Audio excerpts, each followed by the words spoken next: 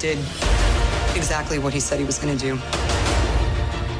He wiped out 50% of all living creatures. We lost, all of us. We lost friends, we lost family. We lost a part of ourselves. This is the fight of our lives. This is going to work, Steve. I know it is. Because I don't know what I'm going to do if it doesn't. Since its late April opening, Avengers Endgame has been breaking box office records, and at press time was chasing Avatar's $2.8 billion as the highest grossing movie of all time. The final installment of Marvel's Avengers saga is a 3-hour journey filled with complex visual effects created by more than a dozen visual effects houses. Leading the effort was Visual Effects Supervisor Dan DeLeeuw, our guest on today's podcast. I'm Carolyn Giardina. Welcome to Behind the Screen.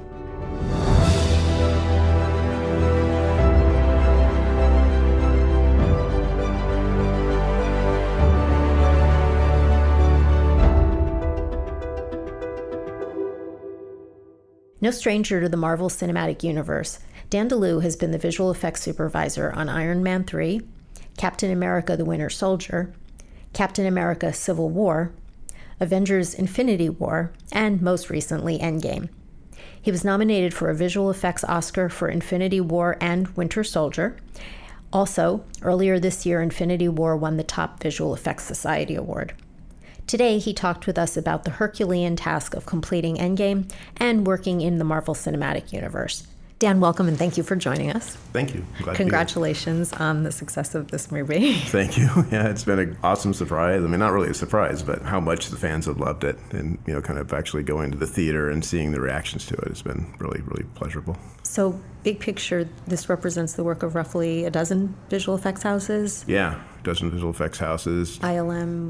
ILM, yeah, across the world. So the only way I can really remember it is I kind of start walking across the continents, and I end up forgetting anyway, some of them, unfortunately, though. But they hopefully won't be mad at me. But yeah, starting in New Zealand with Weta, New Zealand, and then going through Rise in Germany, and then Framestore, DNEG, and Cinesight in London, and Perception in New York, and then Digital Domain in LA, and then CapT in Maui, and then Cantina in LA. And there's some smaller houses that helped out as well. And pretty much, you said roughly 2,500? 2,500 shots, yeah, which is a little bit less than what we had in Infinity War, but the shots were actually longer, kind of fitting to the supersized 3-hour time frame in this one. In short, it represents an enormous amount of work.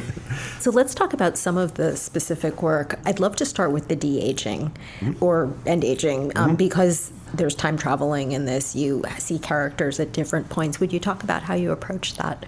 Sure. Well, it was something that, we knew at the end of the film we'd have old Cap, which was kind of fun to see and do because, it's something that was from the comics. Anytime it's from the comics, it's always a little extra fun. So that was come in a combination of practical makeup. We had put some makeup on his neck that kind of gave us the loose skin from his neck, and then tried to do some work around the eyes, but that came off a little bit stiff. But then knowing that the majority of the makeup would be done in visual effects. And so, doing the forehead, the face, the cheeks, and the areas around the eyes. And so the trick with that was, we work with Lola. And when you shoot it with Chris Evans, and then you have an older age double, and you have them run the scene, watching Chris running the scene the same way. And so when you have the Chris's performance and then kind of a reference for the older skin, you're able to basically take the texture from the older skin and then apply it to Chris Evans, with some combination of painting and some CG mixed in to kind of get and then the most important thing is preserving Chris Evans' performance. It's a kind of this interesting slider where if you start incorporating too much of the skin from the older double, then it's not Chris anymore. You start becoming this other person. So you got to kind of find the right spot. And from the kind of the geeky side of it, it was, how old is really Captain America at that point? Because when you actually do the math in terms of when he was born versus how long he spent in the ice, how much he'd been alive, how much time he spent going back in time, it put him over 100 years old. And you kind of get to, if you look at a lot of faces, as people get older, it was kind of the vast majority, you start hitting 90, and that's when your face really starts breaking down. And so you still wanted Cap to be handsome. And so we kind of took the out that, because he had the super soldier serum, it's like he was going to look good for a 100-year-old man, 90-year-old man. He was going to look really good because he still had the super soldier serum in him. And then, it was just when we got the cuts, it was just applying the effects to the shots.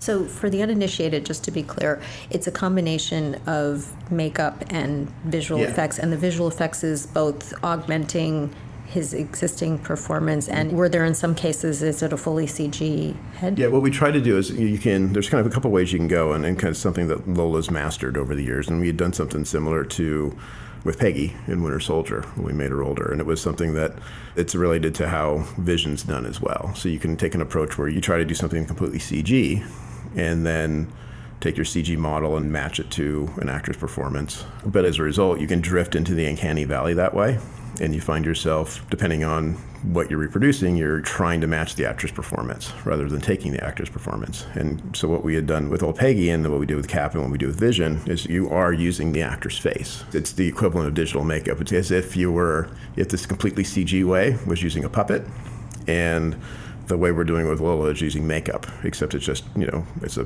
digital makeup. So like all the liver spots, the age lines, all that is basically either painted in or cloned over from our old age double. And so you're really just applying CG enhancements to what Chris Evans is doing. So you always have his performance underneath what you're doing. So you had Chris Evans, and what other actors did you apply these We just had an processes actor, someone we cast from LA, and they came out and just, they would basically just reproducing. Basically, you watch what Chris did, and you try to match the mannerisms the best you can and the facial expression the best you can. You get close. It's not exactly on. You'll take pictures of them, scan their faces, get the texture from their face, and then it's a combination of starting with Chris, taking a digital scan of Chris so you kind of have his shape in 3D, and then you're basically projecting onto that model the old age texture, and then paint fixing that once it's projected on. And in addition to Captain America, what other characters in the movie went through processes like this? Well, we went through with the aging. There was, when you go back to New York, back to the time of the first Avengers, we did some work on the Avengers, the big six, so they would match to their counterparts from the last movie. So in this case, it's a lot of times when you do de-aging, you kind of scour the net trying to find reference, but in this case we had reference to the very movie we're matching to. So, so to varying degrees, we regressed them, basically 10 years, and it was just smaller things like crow's feet and things like that, where it gets even more involved in something that was kind of just somewhat uncanny in how great it turned out. Was Hank Pym with Michael Douglas. And so it was another great situation to be in because Michael Douglas's career spans Romancing the Stone. And so there's all these amazing movies. And so you could go in and say, okay, what Michael Douglas do we want? So here's this movie. And then I was talking to Joe Russo about, it's like, do you want Romancing the Stone Michael Douglas, or like the China Syndrome Michael Douglas, or like Streets of San Francisco Michael Douglas? And it's like, Streets of San Francisco. So you went back and you went and found the Streets of San Francisco. And that's the Michael Douglas we matched for when you see him in the lab. This is such a great tool for situations like this where it really affects the storytelling, but this wasn't available as precise as it is today just a few years ago. How has it impacted your work as a whole? Well, I think it's something that with all tools, there's kind of the initial leap of faith that you want to try to use to get something done. The first time out, you're always trying to figure it out and what's the best way to do it. But in this case, the tools have really matured over the last few years, so you're able to really produce something that truly won't take you out of the story. In the sense with Cap, and kind of what we're talking about with Cap, it was like kind of the rules with Cap, and because it is something that's kind of a precise kind of thing where you're trying to matching into it with kind of the method we're using with Lola, there's a nuance to it. So you can talk about, okay, we want Cap to always look handsome. We always want Cap to look kind. We want to, show that he lived a life and have that age in his face. So the tools are at the point now where you can tell that story as you're kind of putting the old age makeup. And then it's something that we kind of pulled off our double, but when we kept it there, there's a bit of a bruise on his face or some kind of, something that some experience, it was something that at first glance it was kind of like, well, it's black, kind of doesn't fit into the truly handsome thing, but it's also, if you let your imagination run, it's like, well, what adventures did Cap have when he was with Peggy? It's like, there's no way Captain America is going to be, he's the selfish one that made the somewhat selfish choice at the end to kind of live his life, but there's no way Captain America just sat around not doing anything, for the past 40 years. So, you give a little bit of history to his skin, and, the tools now let you do that. Let's move on to Thanos. This character was introduced in the last film, and, the work was really well received. Tell us about creating him. Well, with Josh, it was kind of our first kind of pass at trying to really kind of push the envelope of what you could do with a character. And it was an interesting problem to solve in the sense that if Thanos didn't work, the movie didn't work. And that was kind of the way we motivated / scared ourselves when we started the Infinity War. And so when we kind of really jumped on it to solve the problem. So we started working with Digital Domain and Weta simultaneously for Thanos. And what made that work is we have a great look dev department at Marvel, and Ryan Meinerding sculpted Thanos, and he does a lot of our, some of the most awesome designs we have, Ryan's done. And so, early on we talked about, he kind of came to me, and we kind of looked at what Thanos was in the previous movies, and his expressions his face was exaggerated, he was much more of a comic book kind of cartoon character. And Ryan asked, it's like, well, what can we do to make it better for you guys, or how can I help you? I'm like, well, make it look more like Josh, make it so we can see Josh Brolin and Thanos, because if we get Josh's eyes, then the performance will come through, right? And at that point, it was still looking at the idea that, some of the technology was kind of where it was, the current state of what the technology was. And then going to Weta and Digital Domain, they started working on kind of machine learning to be able to, it was kind of multiple things that came together, actually. It was sort of because we have, at Disney, there's a research group that came up with a system called Medusa, which lets you have multiple cameras capture extremely high-res detail of an actor's face, skin down to the pore level. And so we use that to kind of capture Josh's expressions and his shapes. And then the software itself then could track the dots that you put on an actor's face, kind of the typical thing in motion capture where you'll put dots on an actor's face and the computer can recognize those dots and see how the face moves. But what's happened previously is it's just looked at the dots and said, okay, these dots move this much, and then your digital version, then we're going to move the digital dots the same amount. And based on the amount of dots you have in a face, you just never really get enough detail to really bring a character to life. By incorporating Medusa into that, and then actually then using machine learning with the computer software, you could train the software to say, okay, these dots transfer to this really high-res version of the face. And then when it got it wrong, you tell it, well, you got it wrong. And when you got it right, you tell it when it gets right. So the program actually gets smarter as it goes along. And so what happened then is that we were able to, instead of just kind of getting a very loose animation of a face, we were able to get this incredible amount of detail, because it was something that was important, because the first time we worked with Josh on the face, you saw how subdued his performance was going to be and the intensity of very small movements in his face. And what that really high resolution capture allowed us to do was reproduce that in a digital form. And then once you've done that, then you can apply it to the digital version of Thanos. And it's something, we were really worried about it, but we figured out before we started shooting. And so it's like, oh, well, this is great. We've solved the problem as early as we possibly could, and then just kind of ran with it from there.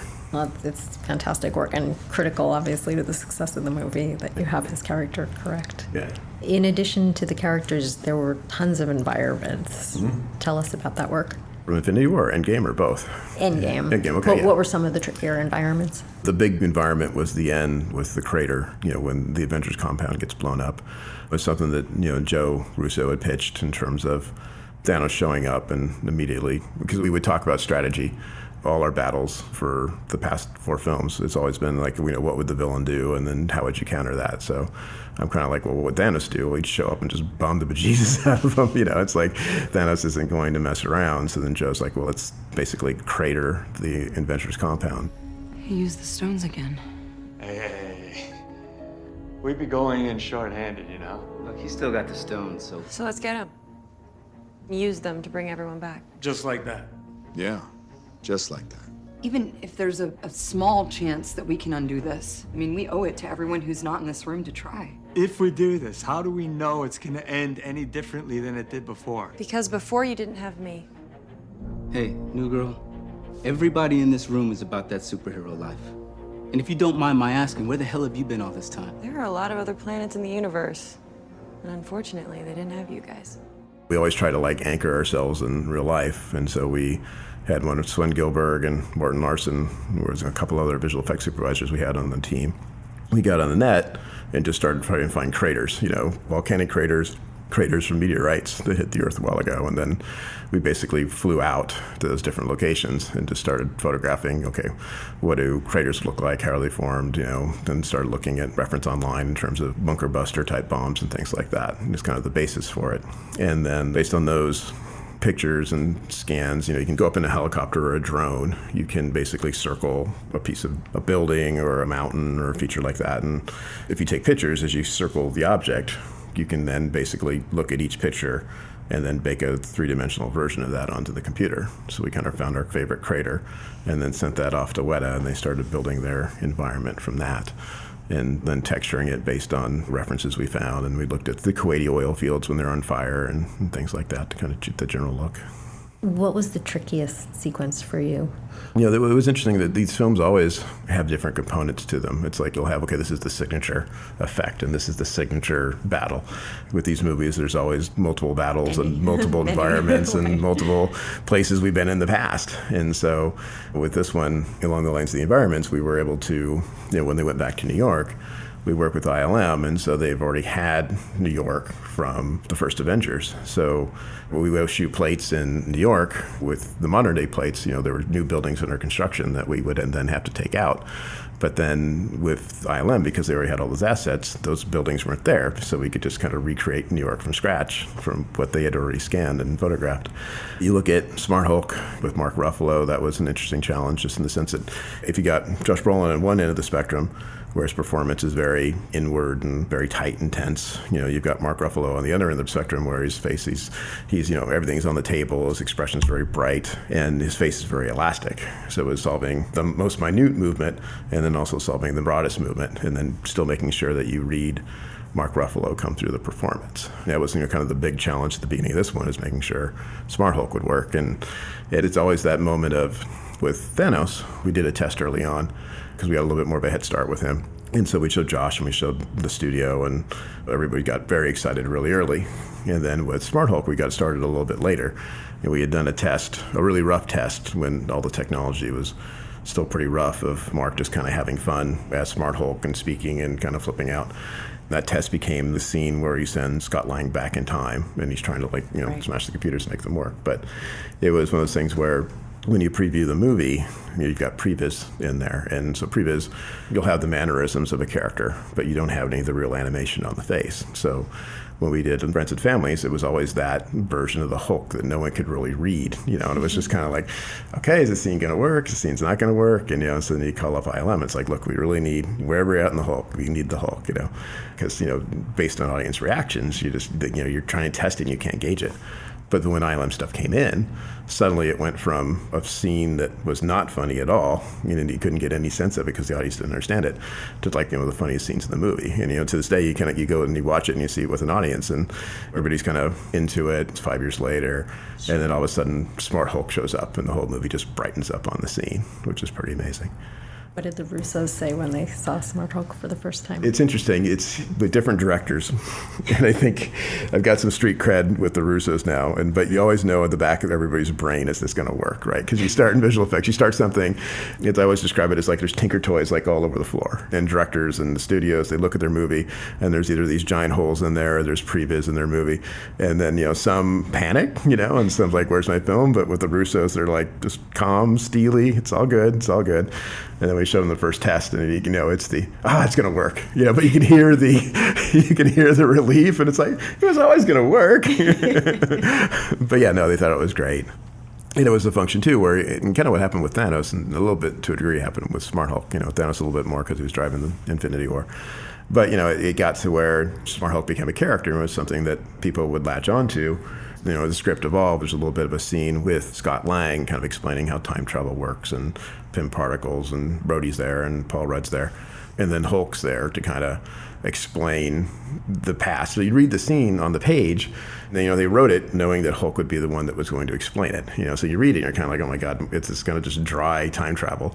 But then you give it to Mark Ruffalo, and then suddenly you have this giant Hulk explaining the future's your past and your present's the future. And it's just like that weird thing we talked about time travel. It was always, time travel is this complex thing that if you ever really try to explain it over too much depth, it just kind of breaks. You looked at like the Terminator, and it was like, okay, you go through time, nothing metal can go unless it's covered by flesh or something like that. And it's like this eccentric rule. They're like, okay, I get it. And Back to the Future is like 88 miles per hour and kilowatts, and you're like, okay, it makes no sense, but sure, I'll buy it. So suddenly when you have Hulk explaining time travel, you're like, sure, Hulk said it's true, so I buy that. And then it kind of works from there. In addition to the individual challenges within the shots, you also were managing a dozen visual effects houses, and you were on a tight schedule.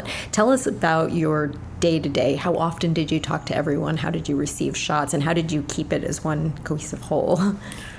Yeah, this one was, because we had started, the interesting about these films was we shot them together. And so over the 3 years, a lot of time, it's one of those things where to get Infinity War done, it took up a lot of the time in terms of the 3 years. And then, we had, and generally you try to get shots turned over as early as you can. So if you're working them on previs and you can get something that, is an all CG shot, then you get that to the vendors as soon as you can.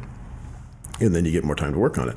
But with this, because, Infinity War had to get done, we got started with everything a little bit later. So our normal schedule was already compressed. And so it goes into kind of the day-to-day is with a show this size, you want to talk to people as much as you can. But the trick was to work with a lot of vendors that we worked with before.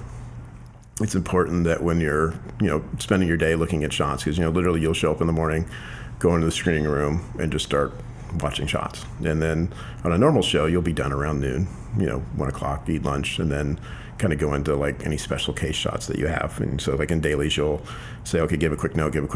That's when that'll take longer. And then so put it in the afternoon, and we'll give the visual effects house a call. In this film, there was no getting done by noon. You're getting done by 4 or 5 o'clock when, the schedule wasn't crazy yet. But the trick was, working with a lot of great companies that we worked with before, because you already had a shorthand and you could speak conceptually about the notes. So you're saying, okay, Hulk, he's kind of coming off, and you need a little more empathy in terms of what he's doing right now. And so you can speak at a much higher level, with a company like ILM, and the same thing with Weta, we both worked with on Infinity War. So that got you through the day a little bit faster. And then, then about, 5 or 6, when things start getting crazy, you'd eat dinner, and then you kind of deal with the harder shots and try to get through those notes as best you can. And so you're kind of managing your day, because you've got Weta's day ahead of you, and then England's going to work at night while you're doing it. So you'll kind of balance your day based on when they're actually awake working, and then when you give them the notes. So, I had Martin Larson was helping me out. Martin Larson was my visual effects supervisor that handled the companies that were in England. So he would take, generally we'd work with Martin on the last movie as well. So he kind of knew what notes I would give. So he would kind of work on those groups of vendors and shots, and get them to a level. And then I would come back, and then once they were to a level, I'd take a look at them and, give any further notes on that. So it was another way to economize your time, throughout the day. But by the end, it's, I think there's experience. I think, having done, Winter Soldier, then Civil War, then Infinity War, and this, your brain starts thinking strategically in terms of how to get shows done, and what notes to give and the important notes to give. And then, but at a certain point, it just gets into elbow grease. And so, your days just get longer and longer until you're working, 18-hour days by the end of the show, if you're lucky. Yeah. And you talked about the compressed schedule, but just to give our listeners an opportunity to understand this. So you were in Atlanta during principal photography, correct? So we were in Atlanta during principal photography. And that was when? Well, it's crazy. You go back and you look, and I was looking for a mail the other day. And it's like, oh, it can't be that bad. And so it showed up from 2016. And I'm kind of like, oh my, we've been on this movie for a long time. But so, we started in 2016. And then, we shot the 2 films together. And we came back from Infinity War August of 2017. And then finished Infinity War. And then we went back for to kind of finish up because we hadn't really finished Endgame yet. So we went back to Atlanta for a little bit. So we kind of kept moving where we started. So we went back and so the movie came out April, May. So we probably went back about June of last year. And then so we finally got back about August. But then you're now editing all that footage that you just shot. So really, the bulk of the work was turned over November, December for the big shots that normally we would have gotten in May. And then there was just a little bit of pickup photography in January. And so, that kind of, some of it cut pretty deep in terms of complexity. And with this, especially with this final battle, it was, you're in the bottom of this crater, which doesn't exist anywhere. And so we shot, the majority of it was shot on stage. And so you're having to add all of that, and all of Thanos' army are all CG.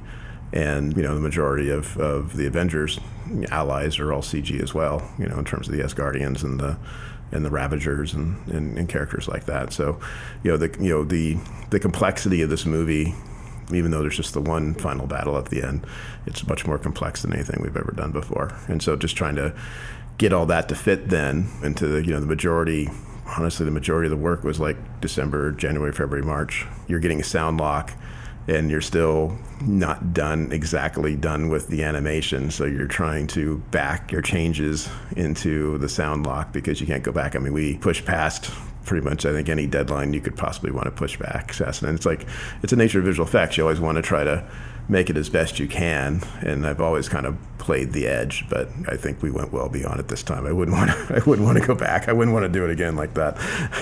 Well, visual effects aside, you've been living with these characters for such a long time now. Do you have a favorite? Who's your favorite Avenger? Well, Cap, it's going to be Cap because it's like, well, it's interesting here. You get, there's a group of us that, we kind of hop over each other on the films as supervisors. And so with Winter Soldier, you inherited Cap from the first Avenger. And so, but it was, he was kind of remade with with Winter Soldier. And so you get the characters you kind of fall in love with because it's your first film. And then with that one, we introduced Winter Soldier and then we introduced Falcon. And so you're always kind of, biased. It's like your kids, I guess, in a way. It's like what's your favorite kid, and you're not supposed to have favorites, but you do. So those were always, I think, with the Russos too, I think those were always our favorites. Thor's pretty great. I mean, and it's kind of how much fun you can have with them as well in terms of what they can do as a character. Falcon's always fun because of his aerial dynamics and kind of what he can do. Hulk's a lot of fun, in terms of Hulk smashing and Hulk fighting Thanos. Thanos, it's the weird thing to say, but, probably Thanos is my favorite just, because, he's the villain that thought he was the hero. He thought he was the good guy. You can kind of like him until the end, until he trades Gamora for the Soul Stone. Then he's pretty much unredeemable at that point. But for some reason, you still like him. If we do this, we'd be going in short-handed. Yeah, you mean because he killed all our friends? We owe this to everyone who's not in this room to try.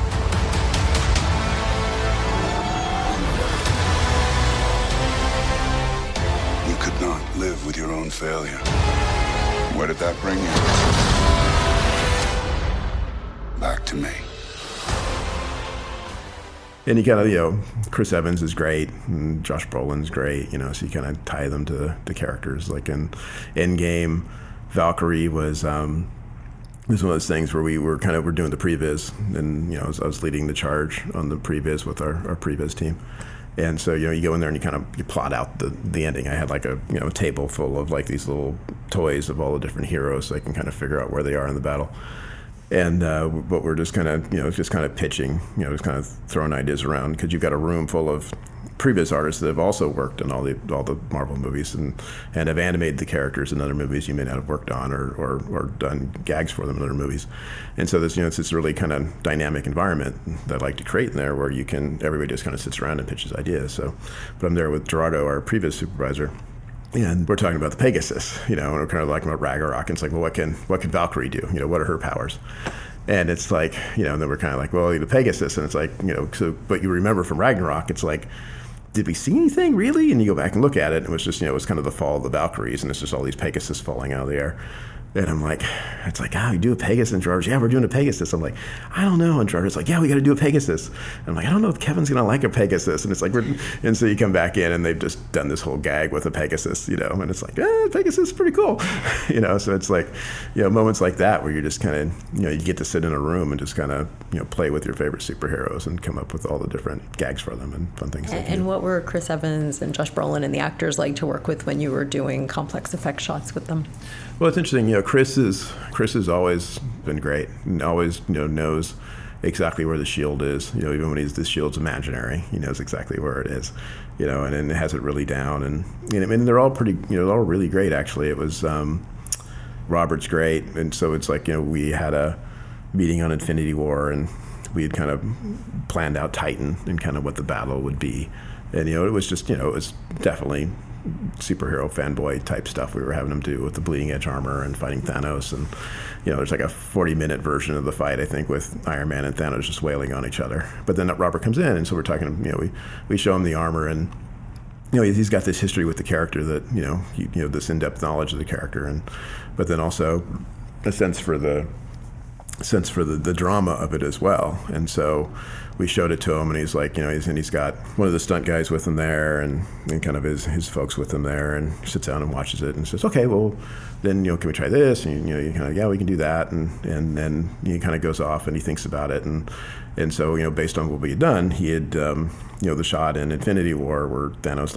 ends up stabbing him. That was kind of Robert's gag, which is pretty cool. And, it kind of adds that extra little bit of drama to it. And then Brolin put up with, everything we asked him to put up with, because it was something that we wanted to put him on decks, and we had a displacement suit where if an actor had to touch him, we built this kind of big foam, basically kind of like it's almost like a football gear, with a big foam Thanos head, and he looked ridiculous. He looked literally like Grimace, and he has his little arms are sticking out from it because Thanos is 8 feet tall, and he's there on set, and Robert's teasing him about wearing it, and Brolin's just kind of staring back at him like it just nothing phases him in a way, and so and he got really excited about working on it. So it was really great relationship, and I got to direct some of the additional photography, and Tessa Thompson and Lizzie Olsen. They're all just really into the characters. It's really cool. What was one of the more emotional scenes for you to create? Well, growing up and loving comic books, you get this opportunity to kind of play with all your favorite characters. They're real human beings to a point, but you get a chance to kind of design all these really amazing moments. And there's the emotion of the film itself, but then there's kind of what you can create and what you can do to bring to that from a visual effects standpoint. And that's what's great about the Russo brothers is, always say the best idea wins. So you're not just designing effects, you're designing a sequence, you're designing feelings. You talk about what this character's feeling here. And, there's things that we always had to do. We always had to do. Wanda had to confront Thanos, right? After what he did to Vision, Wanda is going to come back and she's going to go after him. And so that was probably one of the first sequences that we did that everybody really liked, that, she just comes in and just dismantles Thanos and almost just finishes him off. But then you get into kind of those other comic book moments where you just watch like Iron Man 2 and Nick Fury shows up and it's like, oh, that's what they're doing. And you kind of see where they're going to go for this whole thing. And so when you see Ultron and Cap almost picks up the hammer and you're kind of like, okay. And then so when you go into this movie and you get a chance when the Russo brothers took over the Avengers films, and I was lucky enough they brought me along, it's like, okay, at some point Cap's going to pick up that hammer and that's going to be one of the biggest scenes for me, just emotionally, because it's something I love, and then two, it's something you want to share with the fans. So tell us a little bit about your background. How did you get into visual effects?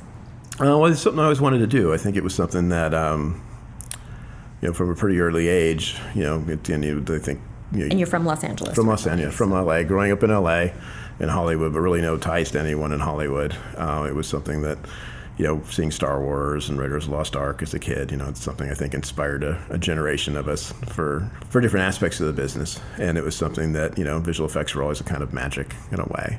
And, and a way to tell stories in an interesting way, and allowing you to tell stories in ways you haven't done before. It was something that on Winter Soldier, I met Stan Lee for the first time And, I got the producer introduced me and said, "Oh, Dan, visual effects supervisor." And Stan turns to me and says, "Oh, you're the ones that make all this possible." And it's like, this is like amazing because it's like Stan Lee, but it's something that, the tools got to the point where you could tell the superhero stories where they just weren't, people in bad costumes with, powers that weren't really super. Anyway, so, I kind of grew up, I saw those movies and something I want to do. It's the, like every summer I'd build a little miniature and blow it up on the 4th of July, just trying to pretend like I'm in the movie business, setting the backyard on fire a little bit. But, at that point it was hard to get information. There's like one book. There's like the technique of special effects cinematography. It was the one book that really kind of explained everything all the way back to like Pepper's Ghost, like with the mirror gag to make it look like ghosts, and how they shot mirrors for like, trains coming at, instead of crashing into the camera, they shoot into a mirror, all the way up to blue screens. And so that was my way of learning it. And then it was this kind of, those weird kind of dumb luck situations where I was at college and I looked computer graphics at that point, right? Because it was just, it's like Jurassic Park had just come out. And so, it was all just pretty early days. So I was sitting outside of class trying to add it. And so I was like, everybody's like, "So what do you want to do?" It's, "I want to do visual effects." And then a buddy of mine, Howard Gersh, was sitting behind me, and he says, "I want to do visual effects too." And so it was just kind of this random thing where we met. And then there was an internship out in Simi Valley, where Howard grew up, at a place called DreamQuest Images that had worked on The Abyss and a lot of things back in the day.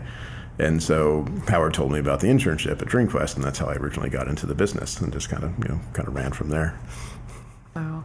Now, when you look back on this project, it must have been hard when it ended because you were working so closely with this team for so many years. What have you talked about with the visual effects team since the wrap?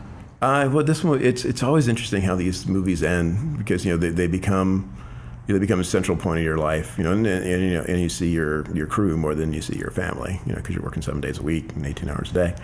So you do build a relationship, and it's something that, in a way, it is somewhat like university ending and things like that, where it just kind of winds down and kind of everybody goes their separate directions. And, in a way it's sad. We had one of our guys put together, we're taking photographs, like little Instamatic photographs, or like Polaroids throughout the show, and they scanned them all in and made a book, like all the pictures throughout the show. So then we laid them all out. We're signing them like yearbooks.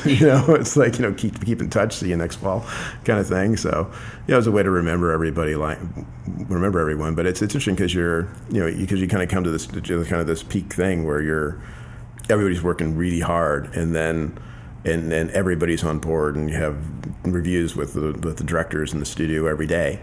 And then it just ends. It just stops because everybody goes on the press tours, Marvel's onto the next one. And then you find yourself, because when effects are done, then you go into all the QCs, because you're still, maybe got a week left of the DI. And then you're kind of going in and finishing that up.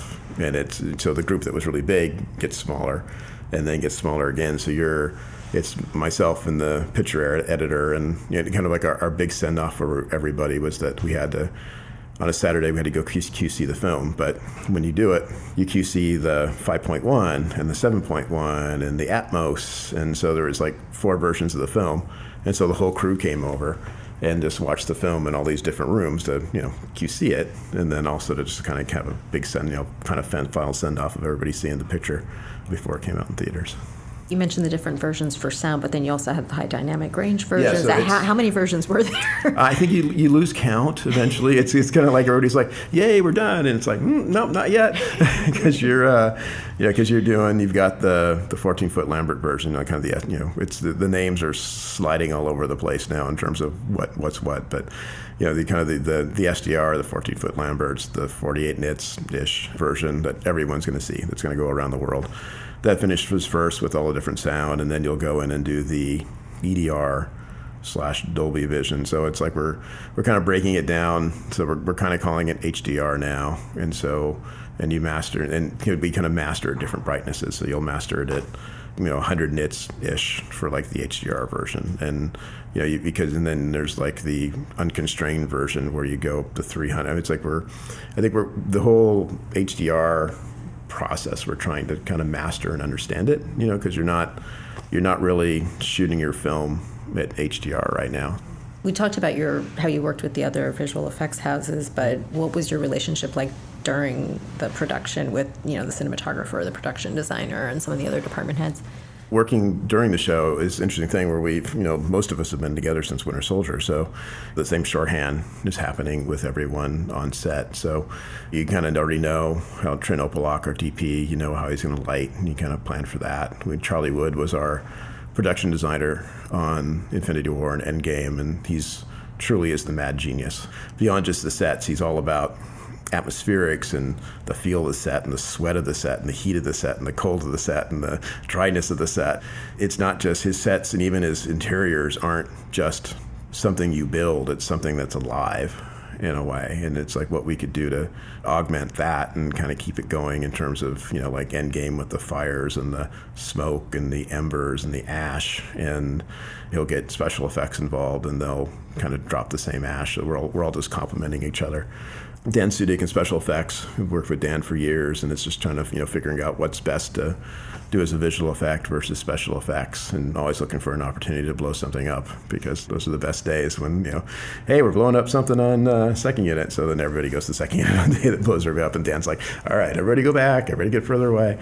What's an example of one of the big special effects? And this one, the time van, we ended up using a lot of it for reference, but the van that has the time machine in it, when Luis's van, when Thanos throws his sword into the back of it, I was interested in trying to find something that was different, right? Just not a regular fireball explosion. And Dan, again, you don't know what chemicals they mix together. You probably don't want to know, but he had this really great flame that was like this rainbow color flame that we kind of incorporated into what we did for some of the CG. But we had a day where when Thanos starts firing all his missiles at the event, when Scarlet Witch has got him and she's going to finish off Thanos, and he's like rain fire. And so we did a lot of mortar blasts that day. So it was kind of a fun day because it was like, I'm out there, and so you grab Dan.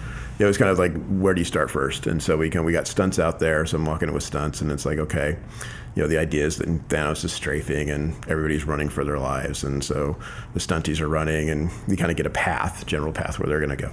And then, okay, Dan will come over. This is where we're going to run people. And Dan's like, okay, where's the camera? And because he has this, all the years of experience, he knows how to stage his blast a camera.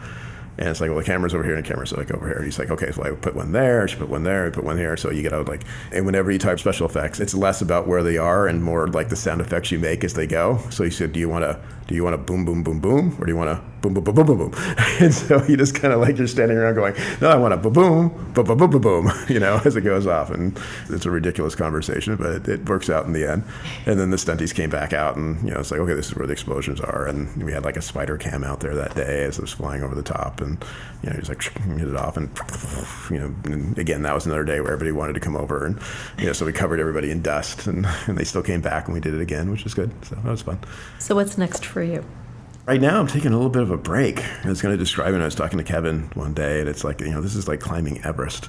You kind of get to the top, and you're kind of like, well, what do you do next? And it's like right now, it's like I want to take a break and look at the next big thing. It's kind of an interesting combination where it's like, you look for the special project. A lot of times the special projects aren't necessarily that big effects-wise, and then sometimes effects films are exactly what they are. They're effects films. And with the Marvel films, and especially what we've done over the last couple, they're both, right? They're special and they're intimate, and along with scope and scale, and you get the opportunity to do like those big explosion days, but then you also get these really amazing performances with Josh Brolin and Mark Ruffalo, and you're able to realize them through CG characters that you create. And so it's been this really amazing experience where, with like the Russos, they always say, the best idea wins. They just let me run in a way that I've never been able to run before, and just in terms of designing all the sequences and designing the battles. So I think what I'm looking for next is, kind of going to the next level, kind of try to get something for my own and kind of proceed from there. The premiere was a few weeks ago. What did it feel like to see it with the cast and crew and with that audience? It's interesting. I started on Iron Man 3.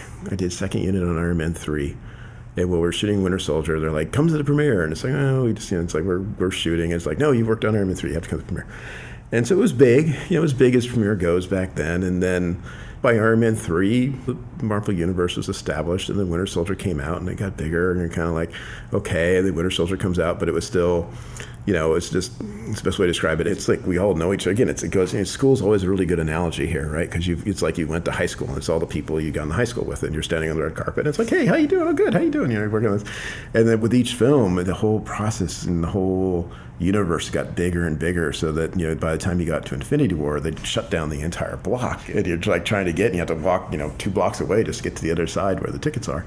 And then when you get to Endgame, it's just and you're kind of getting a sense of it. It's like, because you're just so tunnel vision on everything, and you're just making a movie. At the end of the day, it's like all we're doing is making a movie, and it's like all the other stuff, it's out there. You're a fan of this. You do Cap getting Mjolnir and Thanos. I'm full on fanboy at that point, right? Putting that thing together.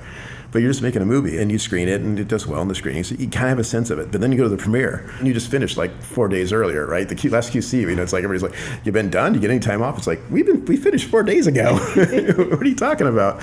Everybody's like, "Oh." And you see this giant premiere, and you see everybody there, and you see the fans out in front, and you see like every actor ever from the Marvel Cinematic Universe there.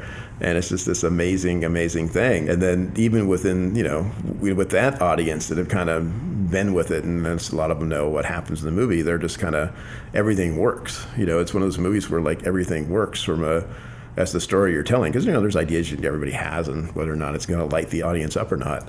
And it suddenly starts working, and it's like, this is great. And then you go into the opening weekend, and you're kind of like, you start hearing about, the tickets sold out, and you're kind of like, okay, well, Infinity War sold out a lot of tickets, Captain Marvel sold out a lot of tickets, and it's like, oh, and then it starts breaking records, and you're like, oh, okay.